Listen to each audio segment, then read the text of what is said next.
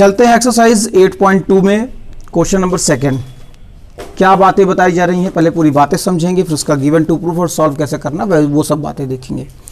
लिखा ABCD is a rhombus and PQRS are mid point of the side AB BC and CD।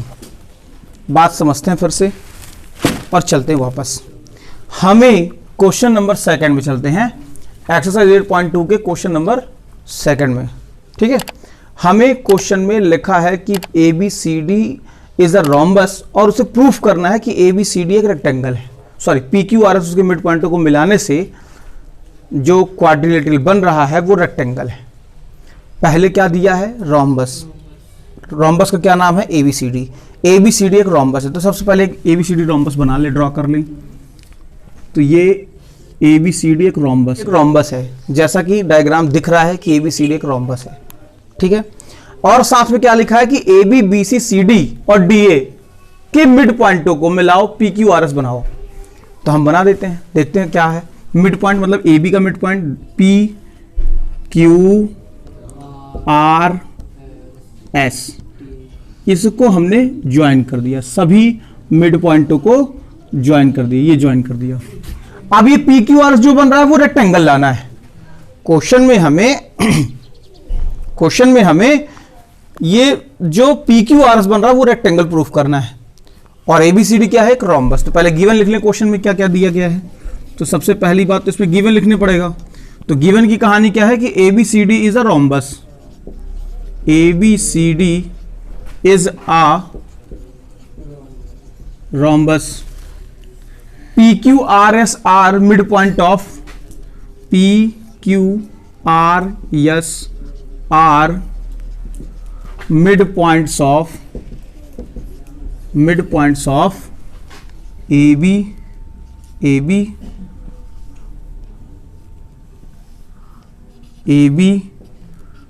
BC CD and DA। ये question में बातें दी गई हैं, ये मैंने अपने से नहीं लिखा है, ये जो क्वेश्चन में बताया जा रहा है उन्हीं सारी बातों को एक्सप्लेन किया गया क्वेश्चन में। क्लियर। अब क्या प्रूफ करना है हमें, टू प्रूफ करना है बेटा कि PQRS इस रेक्टेंगल है। तो to proof PQRS is a rectangle, तो हम इसे रेक्टेंगल लाएं। रेक्टेंगल लाने के लिए हमें क्या बातें करनी पड़ेंगी, पहले इस बात पर चलते हैं। देखो, रोम्बस में और रेक्टेंगल में क्या क्या बातें अलग हैं, पहले ये समझ लें। और यदि हमें यह समझ में आ गया कि रोम्बस में और रेक्टेंगल में क्या बातें अलग हैं, तो हम क्वेश्चन में सारी बातें वैसे ही कर सकते हैं। तो rhombus opposite sides equal and parallel, वो रेक्टेंगल के पास भी है। फिर रोम्बस की सभी साइडें इक्वल हैं, रेक्टेंगल की अपोजिट साइड्स इक्वल होती हैं और पैरेलल होती हैं। ठीक है, रोम्बस को, इस रोम्बस के अंदर जो मिड पॉइंट हम मिला रहे हैं उसकी कौन सी ऐसी बातें ले कि रेक्टेंगल आ जाए। तो पहली बात तो अपोजिट साइड इक्वल पैरेलल लानी है। तो अपोजिट साइड इक्वल पैरेलल लाने के लिए हमने अभी किया था, इसके पहले भी क्वेश्चन किया था और आज फिर से कर रहे हैं कि यदि हम AC डायगोनल ज्वाइन कर दें तो हम देखेंगे बाय मिड पॉइंट थ्योरम कि AC का ये RS हाफ और पैरेलल होगा। हमने अभी किया ये क्वेश्चन, कब किया ये क्वेश्चन, फिर से सुनेंगे ध्यान से कि यदि हमने AC डायगोनल ज्वाइन कर दिया तो ये इसके पैरेलल और हाफ होगा बाय मिड पॉइंट थ्योरम, ये भी इसके पैरेलल और हाफ होगा बाय मिड पॉइंट थ्योरम। और इस तरह हमने कल इसके क्वेश्चन में PQRS या उसमें जो भी दिया था पहले वाले क्वेश्चन में उसको पैरेललोग्राम लाया था, उस तरह हम इसको पैरेललोग्राम तो ला सकते हैं। पैरेललोग्राम तक की कहानी वही पूरी है जो हमने क्वेश्चन में फर्स्ट में किया है, कुछ अलग सी कहानी नहीं है। तो पैरेललोग्राम तक लाना सरल है। उसके बाद हमें इस पैरेललोग्राम से अलग क्या लाना पड़ेगा जिससे वो रेक्टेंगल आ जाए। तो या कि इसके डायगोनल इक्वल ला दें या फिर उसके सभी एंगल राइट एंगल ला दें।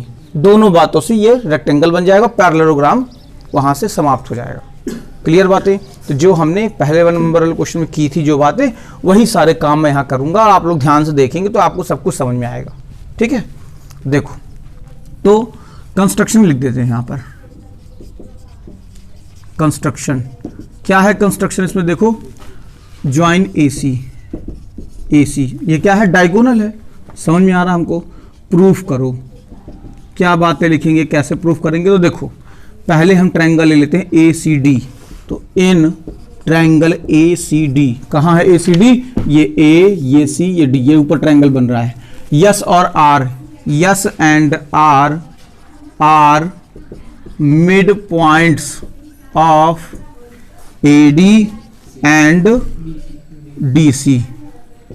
ये इसके मिड पॉइंट हैं, AD और DC के मिड पॉइंट हैं यस और R। तो जब ये मिड पॉइंट हैं तो हम जानते हैं by mid point theorem, so we know that by mid point theorem, mid point theorem क्या होगा? SR parallel to AC and SR is equal to half of AC। बात सभी को समझ में आ ही गई होगी, ये फर्स्ट, कल भी हमने यही किया था। क्लियर? दूसरी बात क्या ले लें? दूसरी बात ले लें कि PQ भी तो AC के वही कहानी है जो यहां चल रहा है। तो similarly in triangle BAC triangle में क्या है? P and Q are mid points of AB and BC, then by mid point theorem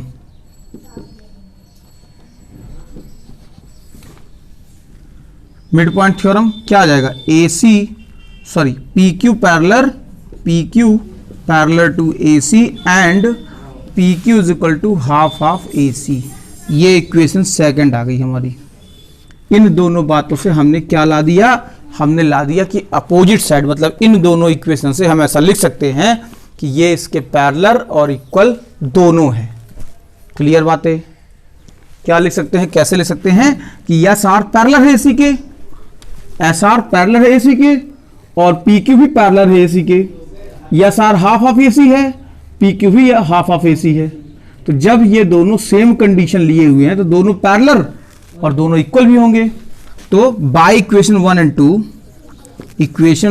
2 we can say that, हम ऐसा कह सकते हैं, क्या कह सकते हैं कि SR parallel to PQ and SR is equal to PQ। दोनों बातें हो गई।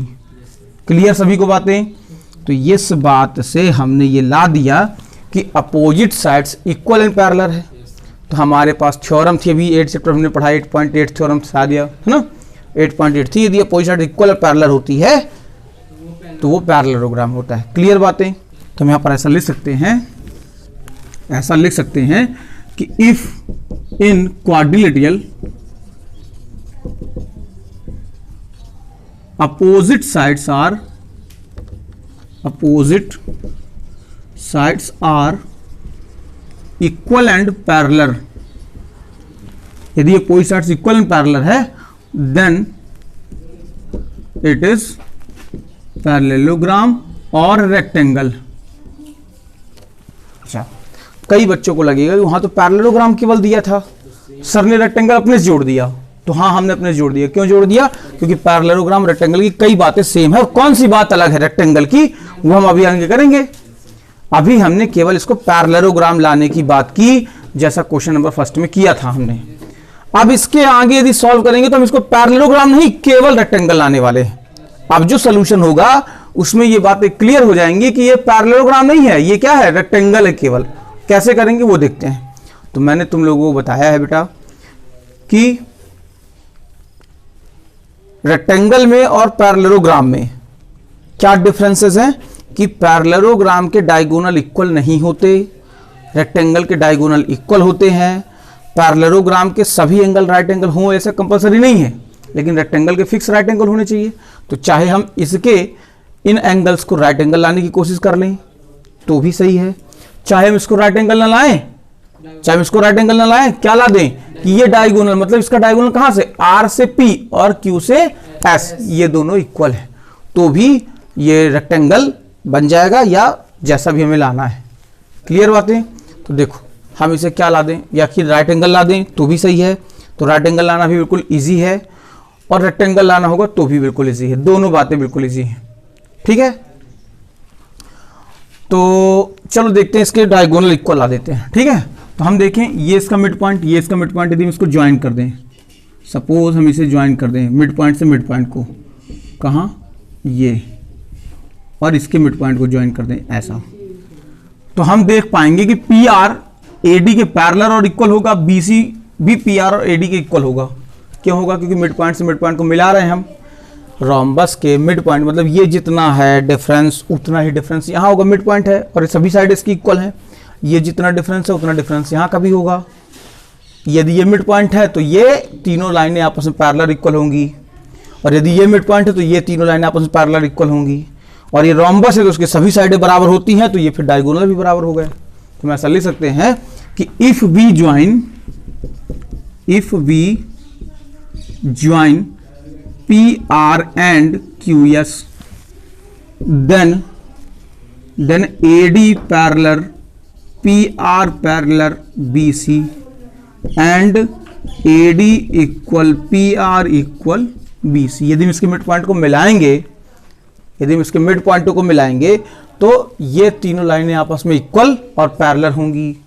सेम यही काम इसी प्रकार similarly AB parallel QS parallel CD and AB equal QS equal CD, तो then QS इक्वल होगा PR के। तो इन दोनों बातों से हम ऐसा लिख सकते हैं QS PR दोनों इक्वल है। तो if in parallelogram diagonals are equal, यदि पैरेललोग्राम में डायगोनल इक्वल है तो then it is rectangle, it is rectangle. मतलब ये पैरेललोग्राम अब नहीं रहा, ये केवल क्या हो गया, रेक्टेंगल। वैसे रेक्टेंगल के पास पैरेललोग्राम की पूरी प्रॉपर्टी होती है, तो वो पैरेललोग्राम तो ऑलरेडी है, लेकिन वो पैरेललोग्राम से आगे निकल के रेक्टेंगल तक आ चुका है। क्लियर बेटा बातें सभी को? सभी लोग लिख लें। तो चलते हैं इसके थर्ड क्वेश्चन की तरफ। थर्ड क्वेश्चन में क्या बातें दी गई हैं वो मैंने बोर्ड पर लिख दिया है। सेम जो हमने भी क्वेश्चन नंबर सेकंड किया है उसी का कन्वर्स है क्वेश्चन नंबर थर्ड।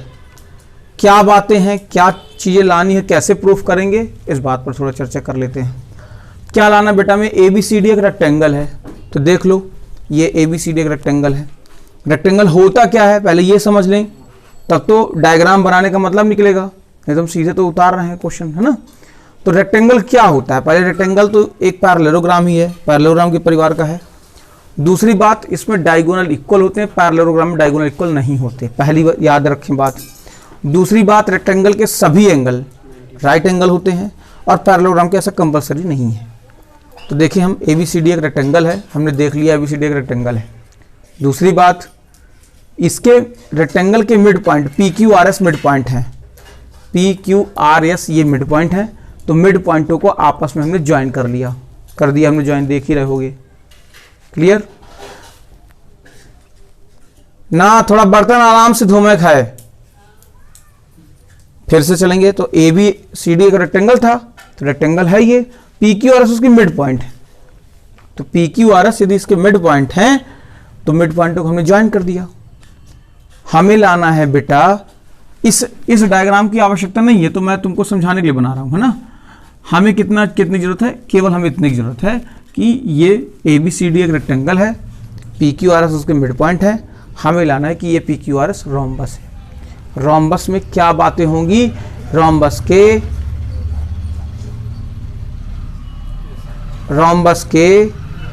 निकल जाएं गाड़ियां, रोम्बस के सभी एंगल, रोम्बस के डायगोनल एक दूसरे को राइट एंगल पर इंटरसेक्ट करते हैं। दूसरी बात, रोम्बस के डायगोनल इक्वल नहीं होते, लेकिन इसकी सभी साइडें इक्वल होती हैं।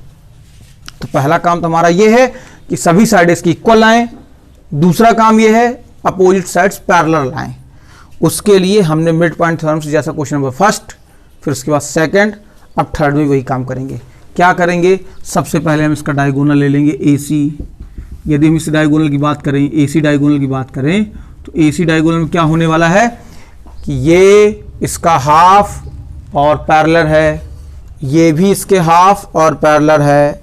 इस बात से प्रूफ हो जाएगा कि ये इसके इक्वल और पैरेलल है। क्लियर बातें। दूसरी बार हम क्या लेंगे, अरे इसके डायगोनल इक्वल होते हैं तो फिर ये वाला डायगोनल भी ले लेंगे, क्योंकि डायगोनल तो इक्वल है ना, AC और BD इसमें इक्वल होंगे क्योंकि रेक्टेंगल है। तो फिर इसमें भी ये इसके हाफ पैरेलल, ये भी इसके हाफ पैरेलल, और opposite side parallel equal, opposite side parallel equal.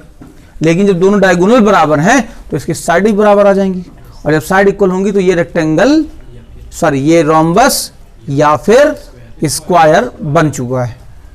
अब हम इसको ला दें कि केवल ये रोम्बस है, स्क्वायर नहीं। तो स्क्वायर के लिए क्या करेंगे, स्क्वायर के लिए हमें डायगोनल इक्वल लाने थे, रेक्टेंगल के लिए, रोम्बस के लिए ऐसा कंपलसरी नहीं है। तो हम देखेंगे कि यहाँ पर डायगोनल इक्वल नहीं भी होंगे। ठीक है, देखो तो क्या क्या बातें हमें करनी, पहले ये समझ लेते हैं। ठीक है, सबसे पहली बात तो हम इस डायगोनल को लेकर के और ये बात लाने की कोशिश करें कि इसके अपोजिट साइड्स इक्वल और parallel bye mid point theorem. ठीक है, तो कंस्ट्रक्शन लिखें चाहे लेट अज्यूम कर दें। ठीक है, एक ही बात है।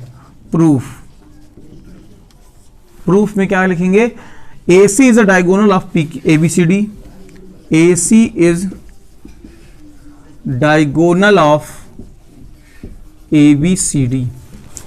AC क्या डायगोनल ABCD का, तो in triangle ADC S and R are mid points of AD and CD।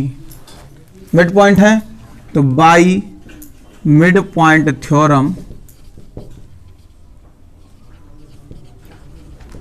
We can say that, तो मिड पॉइंट थ्योरम से हम ऐसा कह सकते हैं कि SR is equal to SR parallel to AC and SR is equal to half of AC।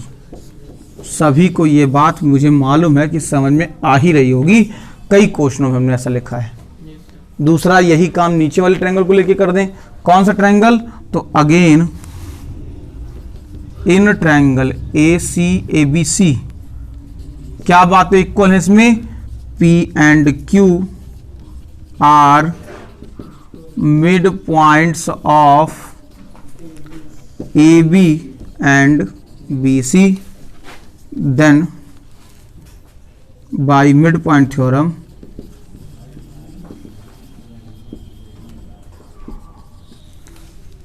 क्या होगा, PQ parallel to AC and PQ is equal to half of AC होगा।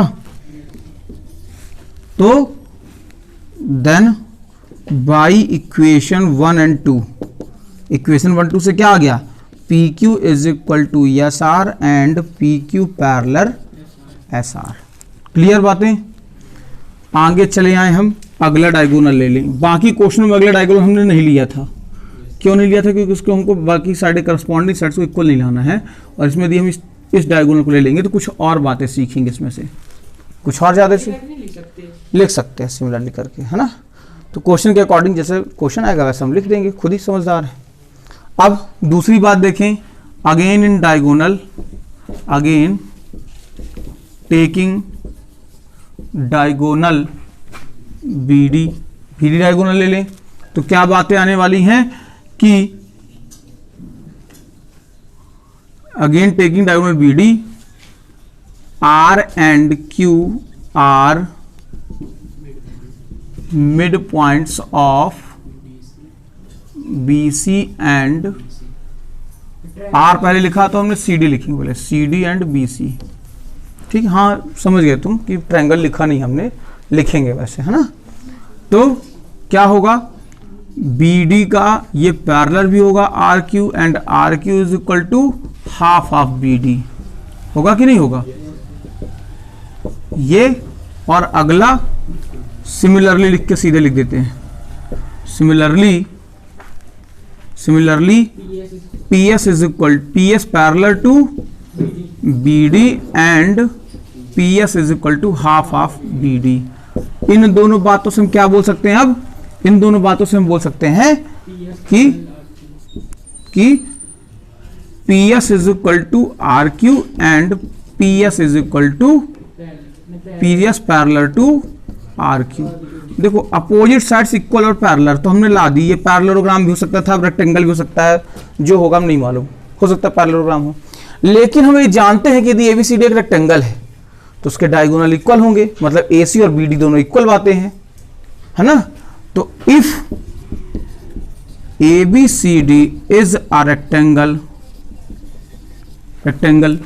देन, यदि एबीसीडी रेक्टेंगल है तो जो diagonal इसके हमने draw किए हैं अभी इस कार्यक्रम में, तो दोनों इक्वल हैं।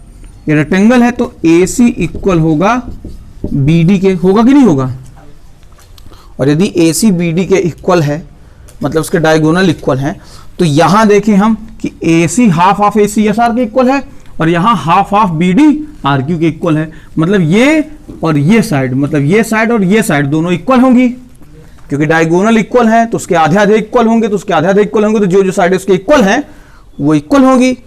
तो यदि AC और BD इक्वल हैं, रेक्टेंगल है, तो all side, then all sides of PQRS are equal, तो सभी साइड इसकी PQRS की इक्वल होंगी। फिर से समझते हैं इस बात को, क्या लिखा हमने, क्यों लिखा है, ध्यान से सुनना।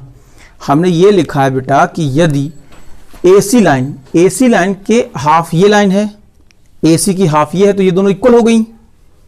फिर हमने लिखा कि BD की हाफ ये है और BD की हाफ ये है, समझना, तो ये दोनों इक्वल पैरेलल हो गई। क्लियर बात है यहां तक। लेकिन हमने क्या बोला कि AC और BD दोनों इक्वल थी, तो मतलब ये हाफ जो आ रही थी और ये हाफ जो आ रही है वो इक्वल है। तो जब ये इसके इक्वल है और ये इसके इक्वल है और ये इसके इक्वल है, चारों साइड इक्वल हो गई इसकी, तो ये लिख दिया हमने all sides are equal PQRS।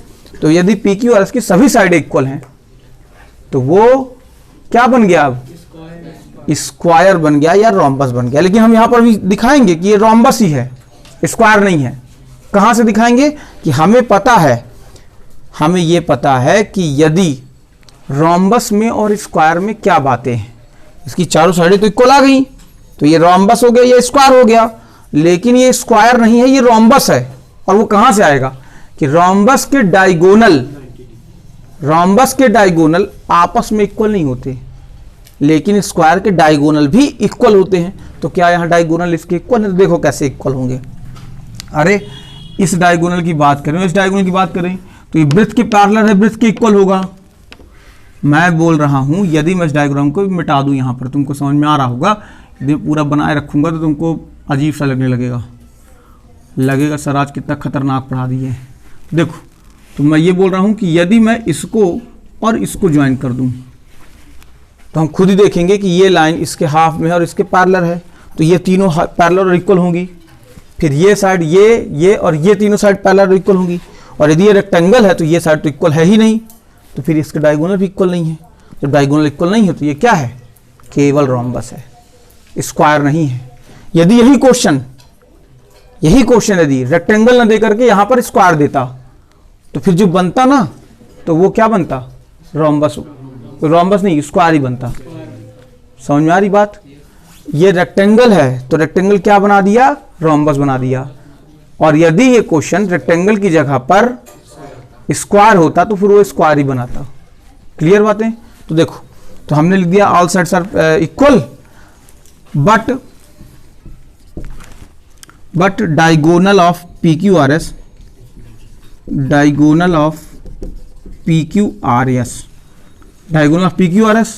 तो कौन कौन से डायगोनल होंगे, AB SQ या QS, कुछ भी लिख दें। QS इक्वल होगा AB और ये इक्वल होगा CD के, और QS पैरेलल होगा AB और ये पैरेलल होगा CD के। होगा कि नहीं होगा। एंड दूसरा डायगोनल कौन सा है, PR इक्वल होगा BC और AD के, एंड PR पैरेलल होगा BC एंड AD के। तो इन बातों से क्या हो गया, हुआ जा रहा, तो ये तो इक्वल हो गए, पैरेलल हो गए। बट इन रेक्टेंगल में क्या होगा, AB बराबर नहीं है BC के। AB रेक्टेंगल है तो BC के बराबर नहीं है, स्क्वायर होता तो होता पर इक्वल होता। तो रेक्टेंगल की इक्वल नहीं है, तो क्यू एस भी नहीं, नॉट इक्वल होगा पी आर के, ये भी इक्वल नहीं है, तो डायगोनल इक्वल नहीं है, सो इट इज रोम्बस। ये रोम्बस है, अब स्क्वायर नहीं है। बात क्लियर? लिख लो बेटा।